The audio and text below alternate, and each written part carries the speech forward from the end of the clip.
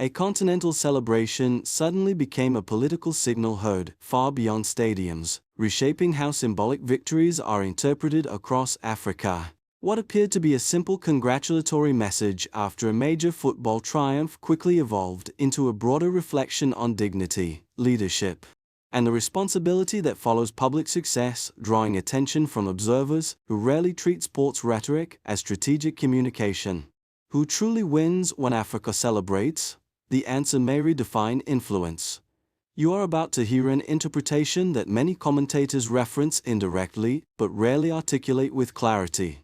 But because their implications challenge familiar narratives about influence, leadership, and the meaning of collective pride, you will understand how symbolic victories can shape political perception and long-term continental confidence.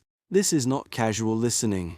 Ignoring the deeper meaning behind such moments often leads observers to underestimate how cultural events gradually reshape geopolitical psychology. When symbolic achievements are treated as isolated celebrations, the structural forces they awaken remain invisible, allowing others to define the narrative that follows. Failing to examine the broader significance also means missing the subtle shift in how younger generations interpret success, identity, and responsibility. And when those generational interpretations change, the long-term direction of public expectations changes with them. Understanding this sequence is not optional for anyone seeking to grasp how modern influence operates across societies increasingly connected by shared emotional milestones. The first realization is simple but oft overlooked: the message surrounding the victory was never only about sport. It was about narrative ownership. Millions of reactions circulated across social networks in more than 30 African countries, transforming a single athletic success into a continental conversation about identity and collective confidence. Ibrahim Traoré's remarks amplified that shift by reframing the victory as a shared achievement rather than an individual triumph.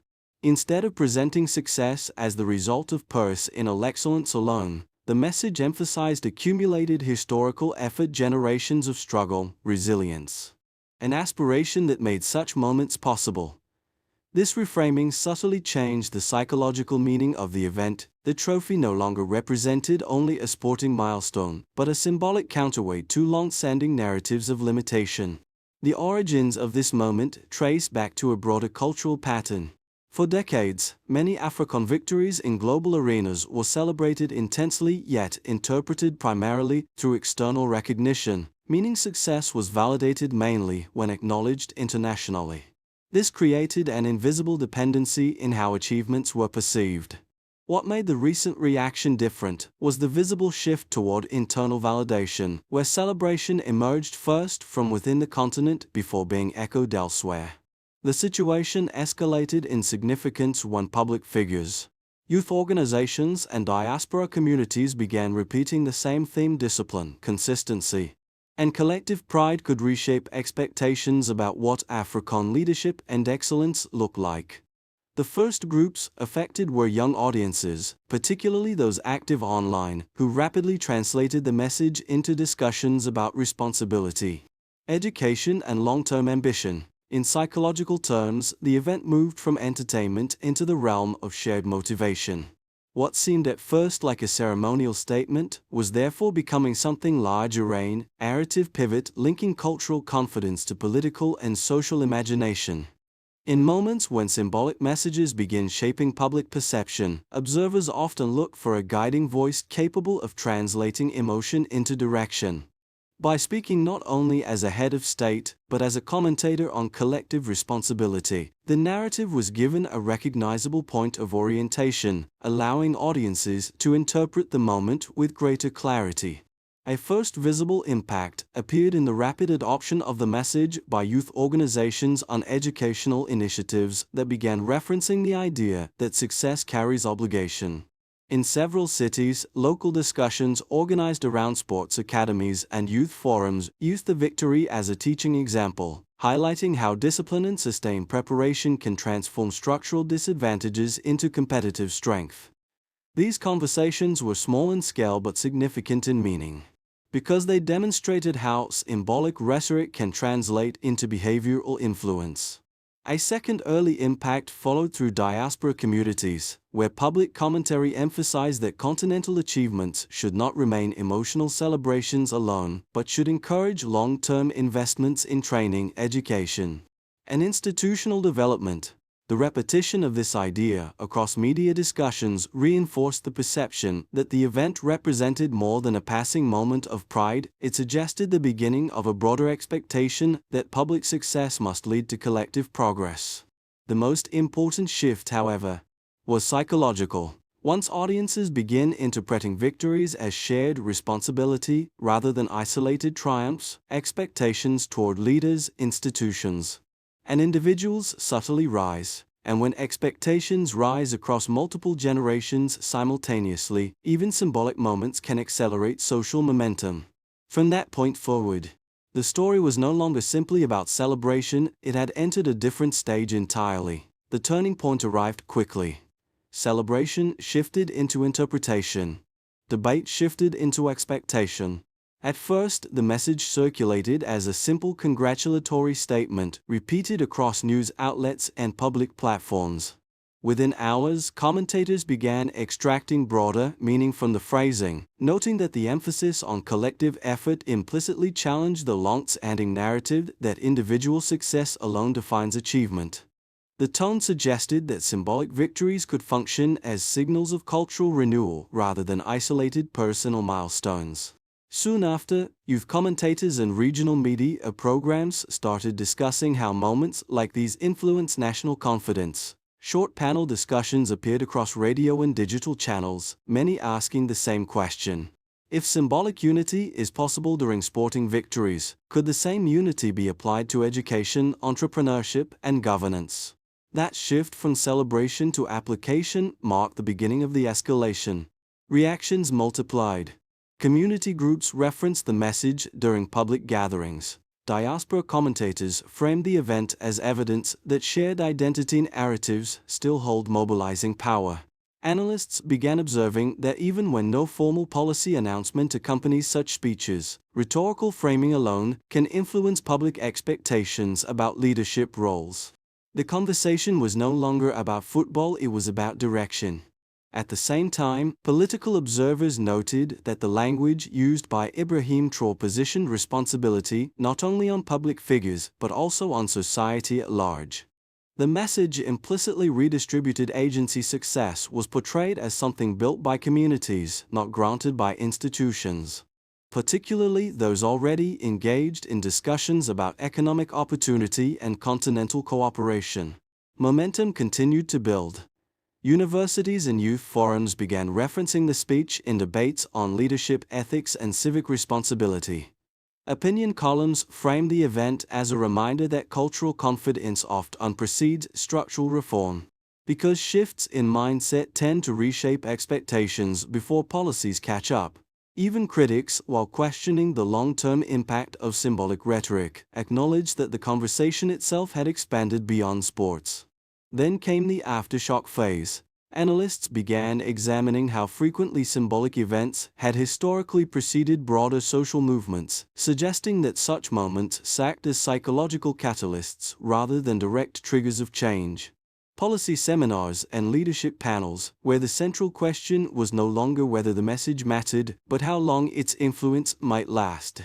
By the end of the first cycle of reactions, one fact had become clear: a statement originally tied to a sporting celebration had evolved into a continent-wide reflection on responsibility, leadership, and the meaning of collective achievement. And once a narrative reaches that scale, it rarely returns to its original size unchanged. A clearer understanding begins to emerge when the discussion moves from emotion to measurable scale. Observers who initially treated the moment as symbolic started examining engagement indication reach, revealing that the response extended far beyond typical sports commentary cycles. Within the first few days, message fragments and quotations connected to the speech circulated across millions of interactions on regional digital platforms, demonstrating how rapidly symbolic narratives can transition into widespread civic conversation. One indicator of scale appeared in media replication patterns. Content referencing the statement was reinterpreted in numerous editorial discussions, educational forums, and youth leadership seminars, suggesting that the message had entered multiple institutional channels, rather than remaining confined to entertainment discourse. This spread illustrated how a cultural event, when framed through responsibility and collective identity, can achieve cross-sector resonance. A second measurable dimension involved acceleration. The number of follow-up discussions, interviews, and panel segments addressing leadership responsibility increased sharply during the first week after the event, indicating that public attention was not fading in the usual post-tournament cycle, reinforcing the perception that audiences were interpreting the speech as part of a broader narrative about continental confidence rather than a temporary celebratory remark. A third dimension reflected human impact. Youth organizations reported higher participation in leadership-themed forums and civic engagement workshops that used the sporting victory as a motivational reference point. Their repetition across multiple regions suggested a shared psychological response. Moments of collective pride were being translated into discussions about long-term development and social contribution. When considered together, these indicators formed a pattern. The scale showed how widely the message traveled. The speed demonstrated how quickly it influenced discourse. The participation signals revealed how deeply it affected community-level conversations. Such alignment rarely occurs by coincidence. It typically appears when symbolic communication intersects with an existing readiness for change.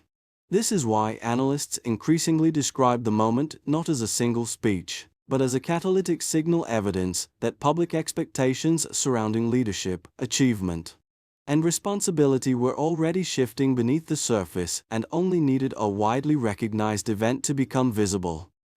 Even with growing consensus around the symbolic importance of the moment, it is necessary to acknowledge that not everyone interprets its meaning in the same way. Some analysts argue that symbolic speeches tied to sporting victories often create short-lived enthusiasm without producing measurable long-term structural change. From this perspective, emotional unity generated during tournaments tends to fade once daily economic and political realities return to the forefront, leaving only temporary motivational effects rather than lasting institutional transformation. This view carries reasonable logic. Historical examples across many regions show that collective celebrations do not automatically translate into policy reform, educational investment, or sustained civic engagement. Supporters of this argument emphasize that without consistent follow-up initiatives, symbolic rhetoric risks becoming inspirational language that inspires briefly but fails to alter deeper systemic conditions. They suggest that attention should therefore remain focused on long-term governance decisions, rather than on the interpretive power of public speeches. However, another analytical layer complicates that conclusion. Even when symbolic moments do not immediately reshape institutions, they can alter expectations, the psychological environment in which decisions are later made. When large audiences begin associating success with responsibility and collective advancement, leaders, organizations, and public figures gradually face stronger expectations to align actions with that narrative. Those expectations can influence policy priorities, investment patterns, and civic participation indirectly rather than instantly. A second counterargument proposes that emphasizing collective symbolism may overshadow the importance of individual achievement, potentially reducing recognition for personal excellence. Yet the framing presented by Ibrahim Traoré did not dismiss individual accomplishment. Instead, it expanded its meaning by placing personal success within a broader social context. That shift preserved recognition of talent while linking it to the idea that influence grows when achievements inspire others to act. When both perspectives are placed side by side, a more balanced interpretation emerges. Symbolic events alone do not change systems, but they frequently change the climate of expectations that shapes future decisions. And in environments where public perception strongly influences leadership legitimacy, shifts in expectation can become strategic forces in their own right. But decisively, What initially appeared as a celebratory message began to reveal a deeper turning point once observers noticed how consistently the narrative was being repeated across leadership discussions, youth forums, and regional commentary spaces. Ibrahim Traoré's framing did not introduce a completely new idea, rather, it crystallized a sentiment that had been developing for years: the belief that symbolic victories must translate into long-term collective responsibility. As the message spread, analysts began identifying a structural implication: public expectations toward influential figures were changing. Many audiences increasingly viewed it as a starting position from which responsibility expands. This shift altered how achievements in sport, culture, and leadership were interpreted, gradually raising the standard by which public influence was evaluated. The immediate consequence of this reframing was subtle but meaningful, and community dialogues began referencing the same principle: that recognition brings a duty to guide, mentor, or contribute beyond personal gain. Once that principle becomes normalized, the social role of prominent figures evolves from entertainment icons into potential reference points for collective aspiration. This moment, therefore, did not transform institutions overnight. It changed the direction of the conversation itself, and when conversations begin moving in a new direction across multiple societies at the same time, the long-term trajectory of expectations rarely remains the same.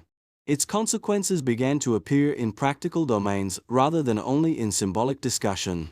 The impact unfolded differently across institutions, markets, communities, and regional relations, revealing how a single cultural moment can gradually ripple through multiple layers of society. For public institutions, the most immediate pressure came in the form of heightened expectations. When collective victories are framed as shared responsibility, leadership bodies often face stronger demands to translate emotional unity into visible development outcomes. Policymakers in several countries began referencing youth empowerment, sports infrastructure, and education funding more frequently in public speeches, recognizing that symbolic confidence without tangible progress risks eroding public trust. But a measurable increase in expectation intensity.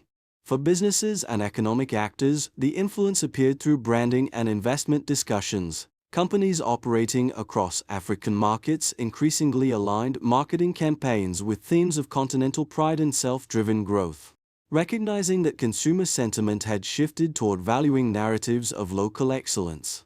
At the same time, entrepreneurial networks highlighted the message as encouragement for regional collaboration, arguing that confidence-driven markets tend to attract stronger domestic investment. Economic outcomes did not change overnight, yet the framing of opportunity began adjusting. At the community level, the impact was more personal. Youth groups, educational mentors, and civic initiatives adopted the message as motivational language, encouraging discipline, training, and long-term preparation. While these actions were localized, their repetition across multiple regions suggested a broader psychological effect. Collective pride was being converted into conversations about individual responsibility and social contribution. That transformation often marks the difference between a moment of celebration and a lasting cultural shift. Regionally and internationally, observers noted a secondary effect. When symbolic narratives emphasize continental unity rather than isolated national success, external audiences begin interpreting regional developments through a broader cooperative lens. This perception can subtly influence diplomatic tone, investment outlooks, and cultural exchange initiatives. Even without formal agreements, in global perception dynamics, narrative cohesion frequently precedes structural cooperation. Taken together, these layered consequences illustrated a central insight: the most significant outcomes of symbolic events rarely occur immediately. They unfold gradually as expectations shift, conversations realign, and institutions respond to the new psychological climate that emerges. The most probable trajectory now appears to follow a moderate path. Public enthusiasm generated by symbolic moments typically stabilizes into a sustained but quieter influence, shaping conversations rather than triggering immediate institutional transformation. Over time, discussions about responsibility, leadership, and collective achievement are likely to remain present in educational programs, Youth initiatives and cultural platforms, gradually influencing expectations without producing abrupt structural change. This scenario represents the most realistic continuation. Steady narrative influence accompanied by incremental adjustments in policy attention and civic engagement. An optimistic scenario would emerge if symbolic motivation is consistently supported by coordinated initiatives in education, infrastructure, and youth development. In such a case, the psychological momentum created by widely shared cultural victories could translate into tangible improvements in training systems, regional collaboration, and long-term investment in talent development. The positive outcome would not depend on the symbolic moment alone, but on whether institutions, private organizations, and community leaders collectively convert inspiration into structured action. The worst-case scenario would involve the narrative fading quickly, leaving only short-lived emotional resonance without follow-up programs or sustained engagement.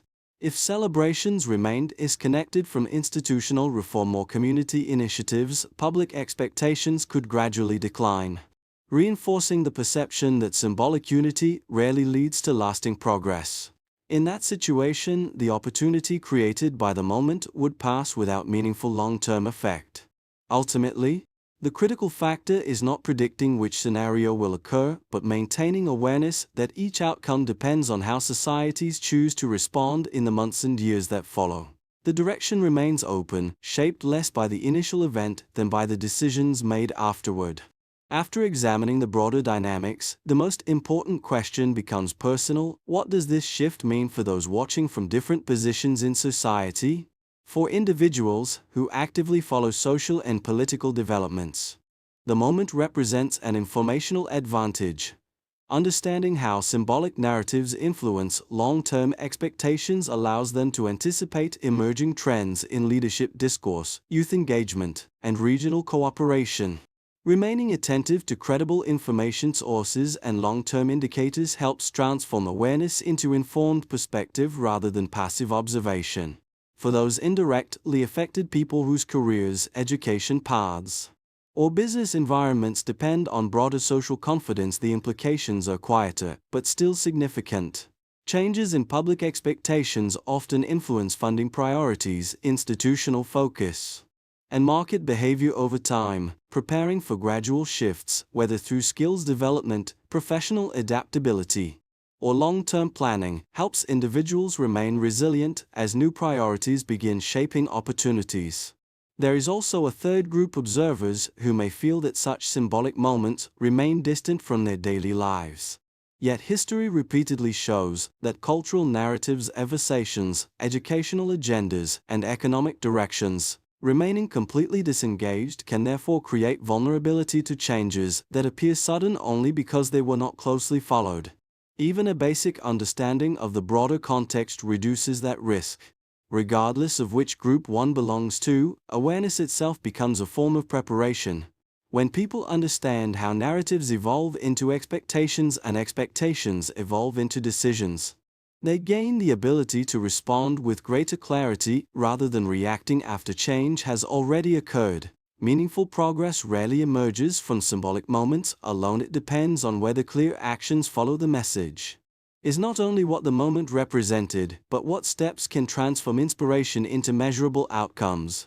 Ibrahim Traoré's framing of responsibility highlights the need for coordinated movement across leadership, institutions, and communities rather than isolated individual efforts. At the leadership and policy level, the first step involves aligning national development strategies with youth capacity building. Governments can prioritize measurable investment in education quality, technical training systems, and accessible sports and cultural infrastructure within defined timelines, evaluating success through participation rates, graduation outcomes, and employment integration indicators. When symbolic pride is matched with visible institutional investment, public confidence becomes sustainable rather than temporary. At the organizational and business level, companies, educational institutions, and regional networks can expand programs that convert motivation into practical skills. Structured mentorship initiatives, Regional talent exchanges and collaborative innovation programs create pathways through which young people translate inspiration into productive capacity. The effectiveness of these efforts can be measured through training completion rates, startup formation, and cross-border project partnerships that demonstrate tangible cooperation. At the community and individual level, the most realistic step is the cultivation of disciplined preparation, continuous learning, professional specialization, and long-term goal planning. Community organizations, local training centers, and civic groups play a central role by offering accessible development opportunities and monitoring engagement through participation, growth, and sustained retention. Ultimately, solutions matter only when implemented consistently. But execution determines whether transformation follows, and the long-term direction of this moment will depend less on the speech itself than on the collective willingness to convert recognition into structured action. The image that remains is not the stadium celebration itself, but the moment when a message transformed applause into reflection. Earlier, a guiding voice stepped forward to interpret victory not as an endpoint but as a signal of responsibility, reminding audiences that public success can illuminate paths for those still searching for direction. Echoed in the words associated with Ibrahim Traoré became less about one statement and more about a reminder that influence carries weight beyond the immediate moment. From the first wave of celebration to the broader discussions that followed, the journey has traced a clear arc. Excitement, interpretation, expectation, and now reflection. Viewers who followed the story have moved from witnessing a sporting triumph to examining how cultural confidence can shape leadership narratives and collective ambition. Such journeys rarely occur instantly, they unfold gradually, carried forward by conversations that continue long after headlines fade. At its core, this story is not about a single victory or a single speech. It is about how societies decide to use moments of shared pride, whether as brief celebration or as motivation to build something lasting. The future always listens to what the present decides. Moments like this rarely belong to one individual alone, they become part of a shared conversation that continues long after the event itself has passed. Each viewer approaches the story with a different experience, a different perspective, and a different set of expectations about what such moments should lead to. Yet the common thread remains the same: understanding the meaning behind collective achievements allows people to participate more consciously in the direction that follows. If this reflection resonates with you, if you believe that symbolic victories gain real value when they spark deeper conversations, then consider sharing this discussion with others who may benefit from examining the broader context as well. Not as promotion, but as an invitation to think together about how moments of pride can evolve into moments of responsibility. Conversations grow stronger when more voices engage thoughtfully, bringing different insights into the same shared space. And perhaps the most important question now is simple: when collective achievements open new possibilities, what do we choose to do with them?